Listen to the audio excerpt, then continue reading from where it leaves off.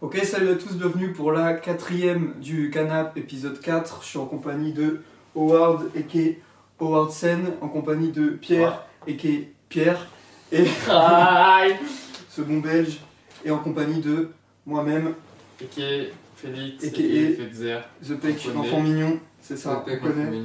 Donc on est là pour la 4ème, pour les deuxièmes journées des groupes. On va commencer donc comme d'hab avec le groupe A, groupe Russie, Arabie Saoudite, Égypte, Uruguay. Avec donc petit rappel des résultats, on a eu l'Uruguay qui a battu l'Arabie Saoudite 1-0 et donc Russie, Égypte. Attention, petit truc de mémoire, personne n'a regardé Russie, Égypte. Si personne n'a regardé Russie, Égypte, 2-0 non 2-0. Oh oui, c'est un bon belge. Donc voilà, 2-0 pour la Russie. Donc Uruguay 6, Russie 6 et puis Égypte, Arabie Saoudite 0. Donc je vais passer la parole tout de suite à mes collègues. Howard, groupe A, au final, logique respectée ou pas pour toi?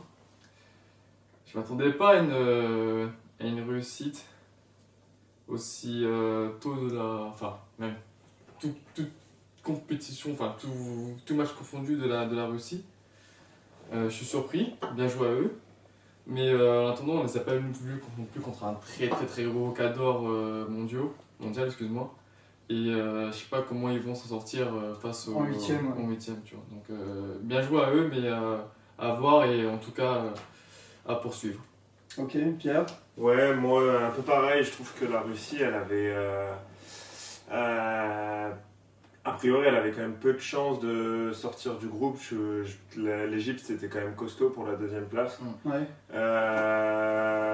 Mais bon, ils jouent à domicile et avec l'atmosphère qui les entoure, je pense que ça a joué pas mal aussi. Mais bon, Ouais. après, je pense que l'Uruguay finira quand même première du groupe et voilà. Ok.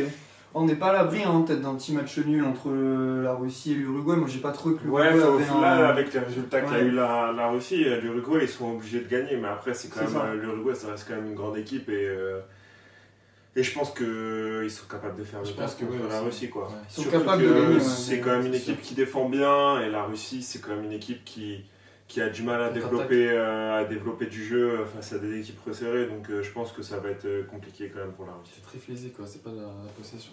C'est Ok. sûr. En tout cas, groupe, on va dire, des moins serrés. On va passer du coup au groupe B, groupe un peu plus serré. Portugal, Espagne, Maroc, Iran. Donc les résultats de la deuxième journée, c'est une victoire des deux équipes favorites. Portugal 1-0 contre le Maroc et l'Espagne 1-0 contre l'Iran. Donc après le super match qu'on a eu entre le Portugal et l'Espagne 3-3, là c'était un peu moins... C'était un peu moins euphorique, on va dire. un peu moins euphorique, un peu moins fou. L'Espagne s'en sort très bien. Au vu du match, L'Espagne s'en sort très contre bien, l'Iran. franchement, ils auraient pu C'est pas leur prochain adversaire. perdre quoi. Hein. Maroc. Maroc-Espagne, dernière journée. Ouais, mais Ils auraient pu, ça aurait pu ils ont eu du mal à C'était marquer. chaud, Bon, ils ont Portugal, quand même hein. dominé tout le match, quoi, faut le dire. Ils ont dominé tout le match. Mm. Mais l'Iran a placé quelques contre-attaques quand même plutôt sympathiques, je dirais. Et ça confirme un peu ce que je pensais sur l'Espagne, qui développe un très beau jeu offensif, mais qui a des largesses défensives un petit peu trop grande pour moi. Quoi. Pourtant, ils ont Pour des aller plus défenseurs, loin, hein. ouais. Bah, C'est pour, pas pour aller les plus loin, non, bâtiments parce que qu'on- moi je les vois Pas plus aller- loin, pour aller très Ramos, loin dans la... David Je sais pas, moi, Alba, tout ça. J'avais fait mes petits pronostics et d'après mes pronostics, ils arrivaient quand même en finale, C'est pronostic. mais ils gagneront pas la Coupe du Monde. Ok. Ouais, c'est bon, Retenez bien ça, si l'Espagne gagne la Coupe du Monde. Ils gagneront. Voilà. Ok, et puis donc du coup Portugal-Maroc, match que j'ai trouvé assez chiant, on va dire. Cristiano comme qui tous a les matchs fait- du Portugal, comme ouais. tous Attends, les matchs du c'est Portugal. le match où t'avais un but dès la 4ème minute de Ronaldo. De Ronaldo il a pris, sur corner, sur tête, ouais, et après tu t'es fait chier. Genre... Bah, le Maroc a Maroc joué. décevant un peu. Mais c'est quand même une Non, journée. ils ont donné, moi je trouve à la fin, ils étaient à fond les gars. Bah Et, ouais, ils ont quand même mais- plutôt pas mal joué. Et c'est quand même un groupe où on disait que bon, a priori, Portugal, Espagne, ils vont surdominer le groupe et que ça allait se jouer à la différence de but qui allait enfoncer le plus les équipes adverses, donc l'Iran et le Maroc. Mais finalement non quoi, puisque les petites équipes ont su tenir la baraque et c'est pas le cataclysme. C'est pas le cataclysme annoncé quand on a vu par rapport à la première journée, mais après au final. 5-0 à l'Iran. Ouais. On se rappelle comme j'avais dit que l'Espagne allait mettre 5-0 à l'Iran. Finalement, bon, voilà. C'est bien les Iraniens. J'espère que t'as pas parié ta paye dessus. Non, j'avais pas du tout. Mais mais en tout cas, après Portugal et Espagne se qualifieront, je pense, à moins d'un cataclysme que l'Iran batte le Portugal lors de la dernière journée. Mais ils sont possibles. C'est possible. Parce que le Portugal, franchement, ils ont un jeu qui est tout sauf safe, quoi. Tu vois, genre. Quand tu les vois jouer, tu te dis, mais c'est qui ces mecs-là? Ils finissent toujours par gagner leur match. Ils ont Ronaldo qui est incroyable, comme d'habitude. Mais il y a quand même des grosses lacunes en termes de jeu et de construction, quoi. Malgré quand même des individualités, des très bonnes individualités par rapport à l'Euro. Je trouve que dans l'équipe, elle est pas trop. En fait, elle est trop mitigée. Les anciens, Ronaldo, Moutinho, Quaresma. Ouais. T'as les nouveaux, par exemple, avec Guedes ou comment il s'appelle, André Silva. Ouais.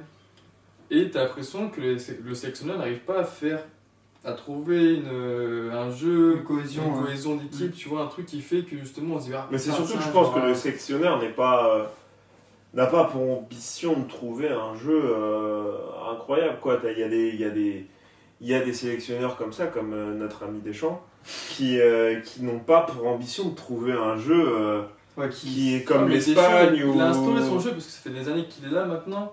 Et donc, mais il n'y a pas de jeu en équipe de France.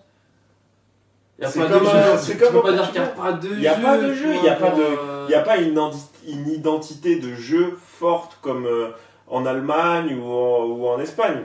Non, là, vraiment, les joueurs sont éduqués depuis qu'ils sont tout petits, on va jouer comme ça, tu vois. Pour moi, c'est un style différent. Lui, il base beaucoup sur la défense avec des attaques construites après pour la suite, tu vois.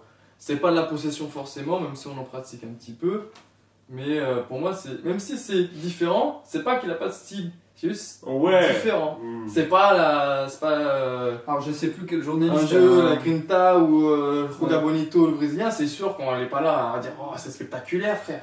Mais c'est vrai que défensivement, on a une charnière quand même construite, des défenseurs qui font leur taf. Mais on n'a pas de jeu non plus, d'identité de jeu. Non, je suis d'accord. Parce que par exemple, la Juve cette année, ça jouait très défensif, ou même l'année dernière, ça jouait très défensif. Mais il y avait une identité de jeu, c'était des contre-attaques en une touche de balle et ça allait vite devant. Ça, c'est une identité de jeu. Chez Deschamps, je retrouve pas quelque chose comme ça, tu vois. Alors, il y a un journaliste qui a dit que l'identité de jeu de l'équipe de France, c'était de ne pas en avoir.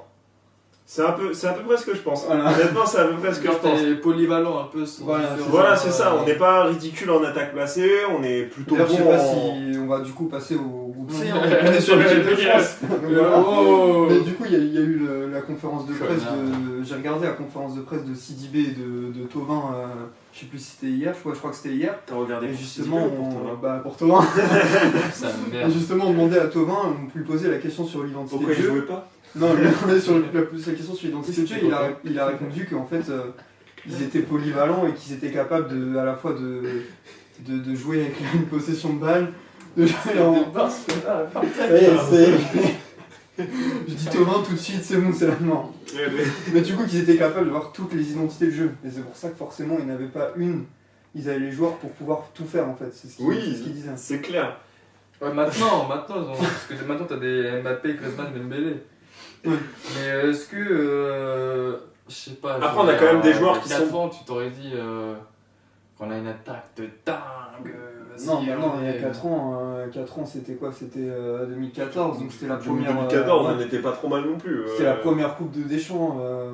Ouais, on était pas trop mal, mais on s'est fait sortir en quart par l'Allemagne. C'est vrai. Ouais, mais en termes d'un match plutôt abouti. Non, on n'avait pas existé. On a eu une occasion dans le match, c'était à la 90e avec Benzema qui tire comme un con dans le petit filet en bourrinant comme une merde. Ouais, non, mais c'était pas un match non plus. Non, c'était pas. Moi, je trouve c'est intéressant de parler de ça parce que si tu mets en parallèle le France-Allemagne de 2014 et le France-Allemagne de 2016. Pour moi, c'était à peu près les mêmes matchs, c'est-à-dire qu'on s'est fait dominer du début à la fin, sauf qu'en 2016, on a été réaliste parce qu'on avait une équipe beaucoup plus forte et construite, alors qu'en 2014, c'était pas le cas. Ouais. C'est vrai qu'après, les joueurs, ils ont pu se travailler entre eux. 2 ans plus tard, t'as à peu près les mêmes joueurs, le même groupe. Donc, Ouais, c'est vrai qu'on était quand même en phase de construction en 2014 et qu'en 2016, on était déjà bien avancé. C'est pour ça que mais là, faut pas oublier, j'espère que ça va conclure quelque ouais, chose, cette merde. Faut pas oublier que là, on est encore en phase de construction. Il y a quand même pas mal de joueurs qui ont quasiment pas d'expérience internationale dans l'équipe, quoi. Ouais. Donc du coup, France-Pérou, vous en avez pensé quoi, vu qu'on est sur le groupe C France-Pérou, j'en ai pensé que je suis impressionné par le Pérou quand même. Ouais, Je voyais vraiment minable, façon de parler, mais qui joue plutôt pas trop mal au ballon, on va dire. Après, bon, la France, on s'est un petit peu... on a fait une bonne première mi-temps. Globalement. Très bonne première mi-temps. On a subi un putain de pressing des premières minutes. Oui, les premières minutes, bon, c'est. Après, les mecs, voilà, ils allaient pas tenir un pressing comme ça pendant 90 minutes. Tu sais très bien que si tu résistes pendant les 10 premières minutes, derrière, a priori, ça va aller, quoi. Ouais. Mais ouais, plutôt très bonne première mi-temps de la France en première mi-temps. Et la seconde mi-temps, amorphe, quoi, les mecs. Ouais, Kanté exceptionnel par contre. Kanté, comme d'habitude, on touche un Kanté chez soi. Toute la saison chez Chelsea, c'est exactement le même jeu. L'année prochaine, il est à Paris, donc. T'es mal assis. Ou pas, puisque apparemment c'est le Real qui en pole. Faut pas suivre toutes les rumeurs espagnoles.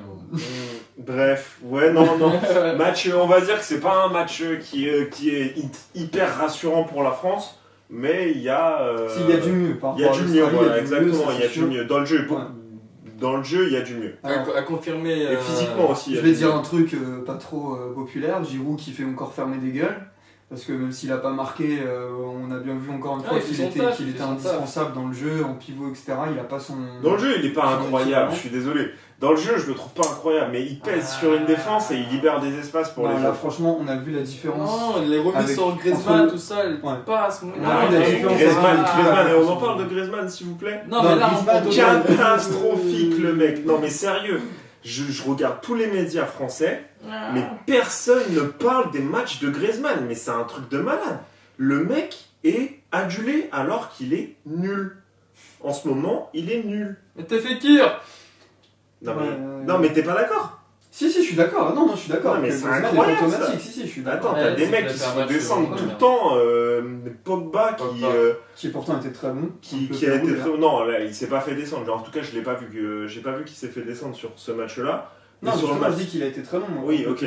Mais sur le match aller, enfin sur le premier match plutôt, il s'est fait descendre. Il s'est fait descendre comme un porc. Alors, je suis désolé, c'était pas non plus Enfin, c'était en termes de collectif où on n'a pas été très bon. Genre, Pogba n'a pas été pire qu'un autre. Il est décisif en plus. Mais oui, voilà, c'est ça. Il était décisif. Donc voilà, moi je comprends pas comment on peut laisser Griezmann en paix comme ça alors que le mec est nul, quoi. Alors que c'est censé être ça. Parce que peut-être que les médias se disent on a choisi un petit chouchou, on va faire en sorte de pas trop le descendre pour pas que psychologiquement et mentalement il soit faible. Les médias français, je suis pas certain que ce soit trop leur façon de penser. Hein. Ils peuvent. Mais regarde, Pogba, ils ont choisi un petit peu leur tête de turc, tu vois, genre. Peut-être que là ils ont choisi en la personne de Griezmann un autre gars. Et pourtant je trouve que ses performances sont moindres. Et en plus, il fait des trucs genre ses bails de vidéo où il annonce qu'il reste. Mais ça, c'est incroyable. Le mec, on s'en bat les couilles. C'est quoi? C'était à la veille ou à l'avant-veille? On s'en bat les couilles, frère. C'est un truc de ouf. Le mec, genre, mais personne n'en a parlé. Le mec, je sais pas, je trouve ça dingue. Ce qui est fou, c'est qu'il fasse une vidéo de taré pour dire qu'il reste, quoi. C'est de la merde. C'est complètement con parce que LeBron, quand il a fait son truc, il s'était cassé, tu vois, en NBA. Donc là, lui, il fait tout un pataquès pour dire je reste. Enfin, c'est idiot, quoi. Mais bon, on verra. Fekir, je sais pas, Fekir, il m'a pas convaincu forcément sur les deux rentrées qu'il a faites. Je trouve qu'il était concluant comme gars. Contre l'Australie, je trouve qu'il a rien fait. Et puis contre le Pérou, il a surtout, on lui a cassé les jambes, quoi. Mais genre 4-5 fautes sur lui. Il est pas rentré en mode vas-y, je mets la touche, tu vois.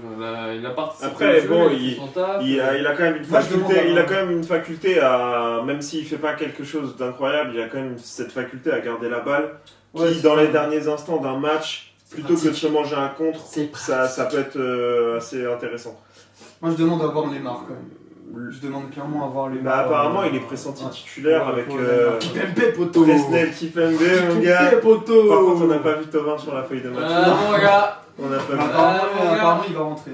Apparemment, on espère. On va lui donner le temps additionnel. Il est en train de tirer les choses de Kipembe là. C'est bon, Kipembe, elles sont bien brillantes, tes chaussures. Mais apparemment, Griezmann va rejouer contre le Danemark justement pour essayer de le faire en sorte qu'il lance la Coupe du Monde, etc. Ah bah, vaudrait mieux, ouais. Ils veulent le faire rejouer. Je pense qu'on va en avoir besoin. En tout cas, donc France-Danemark, ce sera le match pour la première place. Faut qu'on les baise. Même si l'Australie, je peux encore se qualifier, je crois, en battant le Pérou. Et si la France bat le Danemark, je pense. Quoique, du coup, c'est possible en fait. Que l'Australie, si on termine deuxième, du coup. Ben, l'Australie, leur second match, ils ont fait. Ben non, puisque le Danemark a gagné contre l'Australie. Ah oui, c'est vrai, ils ont un point. Ah, mais ce sera ils ont 0 points. Ils ont 0 points, l'Australie. Ah oui, c'est vrai, ils ont 0 points, donc je dis n'importe quoi. C'est donc effectivement, Danemark et France qualifiés sûr. Là, c'est match pour la première place. Exact, ouais, c'est 6. Ouais, ok, donc c'est match pour la première place. Je dis de la merde. Voilà, donc. Comme tous les Marseillais. Voilà. Ok, donc match pour la première place. Est-ce que vous ferez plus tourner, genre un peu comme en 98, ou est-ce que vous pensez genre qu'on remet l'équipe 1 pour assurer la première place? Non, je pense qu'il faut... Pour l'intelligence de jeu, pour la cohésion d'équipe, pour que les choses se passent bien dans le groupe, faut faire tourner, tu vois. Moi, je pense qu'il faut juger un peu l'état de forme de certains joueurs. Mbappé, par exemple, j'ai trouvé assez emprunté, surtout à la fin du match. Il se repose un peu, tu vois. Il y a des joueurs comme Pogba, Umtiti, il a pris un coup. C'est des joueurs que je ferais tourner personnellement. Ouais. Après, je pense qu'il faut quand même garder une ossature un petit peu présente. Le milieu, je pense que le milieu, faut pas le changer parce que c'est vraiment ce qu'on recherche dans la construction du jeu, c'est hyper important. De reposer un des deux, soit N'Golo, soit Pogba. Pogba, il va pas jouer parce que s'il prend un jaune, il sera suspendu en 8ème, donc je pense pas qu'il va le faire jouer. Un petit Tolisso, je pense que Tolisso peut être suspendu aussi, mais vu qu'il est, à mon avis, il sera plus titulaire, c'est pas hyper grave. Donc voilà, on va un peu se presser, du coup on va passer au groupe D. Du coup, groupe, on avait annoncé, Pierre, où l'Argentine on l'avait dit, mon pote. Et défaite cuisante, si je puis dire, contre la Croatie 3-0. Ça a été. Alors, moi, on parle beaucoup de l'Argentine, mais moi, je vais surtout mettre l'accent sur la Croatie en fait. Ils ont été extraordinaires. Après, l'Argentine est quand même catastrophique. Genre, ils sont catastrophiques, mais il faut pas oublier ce qu'on fait les Croates. Mais cette Croatie-là, elle fait peur. Moi, si je prends toutes les équipes de la Coupe du Monde, pour moi, c'est une des celles qui a le mieux joué. Je vais pas parler de la Belgique et de l'Angleterre parce que leurs adversaires ils sont ultra faibles, même s'ils mettent beaucoup de buts, voilà. Mais la Croatie, là, c'était l'Argentine en face, même s'ils sont catastrophiques. Ça part quand même sur du 3-0 avec un Modric stratosphérique. Mais surtout le dernier but de Rakitic. Le but de Rakitic, c'est extraordinaire. Il s'arrête tranquillement, il met son petit pied plat du pied, ça rentre. Et donc, en tout cas, l'Argentine a pas mal été aidée quand même par le résultat du Nigeria qui a battu l'Islande. Puisque du coup, si l'Argentine bat le Nigeria, ils seront qualifiés. En admettant que la Croatie fasse pas de la merde contre l'Islande, mais ça m'étonnerait. Donc, bon. On sait pas, la Croatie, ils sont déjà à peu près sûrs d'être premiers, il me semble. Ouais. Je pense donc, peut-être qu'ils vont faire tourner. L'Islande, ils vont vouloir aller chercher la qualif. Après, il faut admettre que l'Argentine va battre le Nigeria, ce qui n'est même pas assuré. Ah oui, voilà, c'est ça. Là, ça va se taper. Là, ça va se taper. Et là, les trois derniers peuvent jouer la qualif. Donc c'est pas dit que l'Argentine passe et que c'est pas dit surtout que la Croatie batte l'Islande parce que l'Islande on les considère toujours comme des petits. Je vois pas l'Islande battre la Croatie non plus, tu vois. Ben ça se peut si tourner. Moi ça me paraît pas impossible. Ce n'est pas impossible. Mais c'est. Je dis pas que c'est ce qui va se passer, mais moi. Je pense qu'il y aura 2 matchs nuls. Ça fera match nul sur les 2 matchs et du coup ça fera Croatie-Nigeria quoi. Ouais. Moi Nigeria, j'aimerais bien les voir passer en 8ème. Franchement, moi j'ai parié sur l'Islande donc non pas trop. Moi si j'avais une seule équipe africaine que je voyais sortir c'était le Sénégal, mais au final peut-être que le Nigeria va passer. Donc, du coup, on va passer au groupe E. Bah, il va pas y avoir grand chose à dire, hein, je pense. Brésil a battu Costa Rica 2-0 et la Suisse a battu la Serbie 2-1, donc hiérarchie respectée. Hein. Donc, ça dédicace à notre ami Ivan. Notre ami Ivan, que vous avez aperçu pour le fait calotte. Présentation de la Coupe du Monde partie 2 qui doit être en PLS. C'est ça. Du coup, ça fait Brésil-Suisse 4 et Serbie 3 et Costa Rica 0. Et les derniers matchs, ce sera Serbie-Brésil et Suisse-Costa Rica. Donc, à moins d'un miracle où la Serbie battrait le Brésil, mais j'y crois pas. Ça, c'est un match intéressant, je trouve, à suivre avec beaucoup de. Que la Serbie batte le Brésil, franchement, j'y crois pas. Tout peut se passer en foot. C'est pas une science exacte. Hein. On verra. Ouais. Vous aurez le droit de repasser ce moment en boucle si la Serbie bat le Brésil, mais en même temps, je serais content vu que je déteste les Brésiliens. Donc, si la Serbie passe, ce sera cool. Donc, vas-y, on va accélérer. Groupe F. Groupe, on a failli assister à la deuxième plus grosse surprise où l'Allemagne est passée à ça de se faire éliminer aussi. Ils s'en sortent bien en battant la Suède 2-1. Et puis, l'autre match, c'est Mexique qui a battu le Corée du Sud. Du coup, si je dis pas de bêtises, au classement, ça fait Mexique 6, Allemagne, Suède 3 et Corée 0. Avec une dernière journée où ce sera Mexique, Suède et Corée, Allemagne. Mexique-Suède, c'est intéressant. Ouais, donc ça va être. Je pense que l'Allemagne va. Enfin, moi perso, je pense que l'Allemagne va passer. Il ne va pas y avoir trop de matchs contre la Corée du Sud. Après de passer si près de l'élimination, je pense que là. Les Allemands, c'est mentalité. Ouais, ils vont se ressaisir. Moi j'ai l'impression que dans cette Coupe du Monde, pour les gros, il n'y a aucun match qui est gagné d'avance, quoi. Ouais. Donc après là, peut-être que les machines sont un peu plus lancées, quoi. Mais ce sera toujours pas un match donné parce que c'est pas ridicule non plus, quoi. Ouais, c'est pas. Bon, après la Corée, ils ont pas montré grand chose. Hein, oui, très bon, c'est pas non plus. Je les attendais même un peu mieux que ça, moi, tu vois. Ouais, voilà, ils ont des joueurs quand même qui vont vite devant, donc en contre. Il y avait Son de Tottenham, j'attendais beaucoup de lui et j'étais un peu déçu du truc. Bon, ils ont toujours pas marqué. Pourtant, aussi. Bah si, contre le Mexique, il y a eu 2-1. Ah oui, si, il y a eu 2-1, c'est anecdotique, quoi. Oui, c'est anecdotique. Un but de Son qui était plutôt. Je les vois pas, ouais.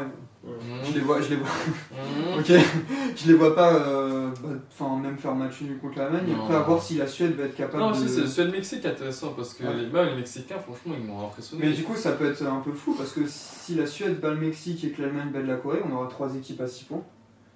Donc, toujours à la différence de but, ce sera important. Hein. Il me semble que. Parce qu'il n'y a pas de différence de but particulière, je crois, en Coupe du Monde. C'est vraiment la différence de but générale. Non, je sais plus, faudrait checker, mais là on peut pas dire. Donc groupe G, le groupe G c'est un peu le même que le A, 2 équipes à 6 points, 2 autres à 0 points, la Belgique et l'Angleterre qui survolent le groupe. Allez les Belges. Voilà, surtout les derniers matchs, hein, 5-2 pour la Belgique contre la Tunisie et 6-1 pour l'Angleterre contre le Panama. Il y aura la grande finale avec l'Angleterre-Belgique. Hein. Ouais, ça mon gars, ça va être un bon match. Je pense que la Belgique la Belgique m'a un peu plus impressionné que l'Angleterre, perso. Le Panama, c'est pas loin d'être l'équipe la plus faible de la compétition au final. Hein. Donc, bon. Ouais, je trouve que la Belgique, quand même, c'est intéressant. Ils jouent en 3-4-3 et je sais pas s'ils vont. A priori, ils vont garder ces systèmes pendant toute la compétition.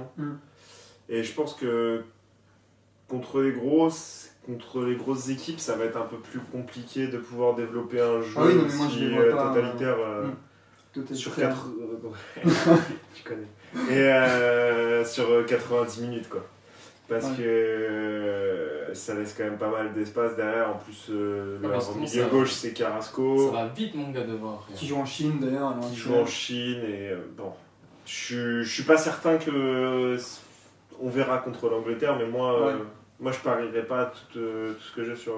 En tout cas, la différence de but, s'il y avait match nul, ce serait la Belgique qui serait première, du coup. Puisque lors du premier match, ils ont tapé 3-0 le Panama, alors que l'Angleterre a fait que 2-1. Donc, du coup.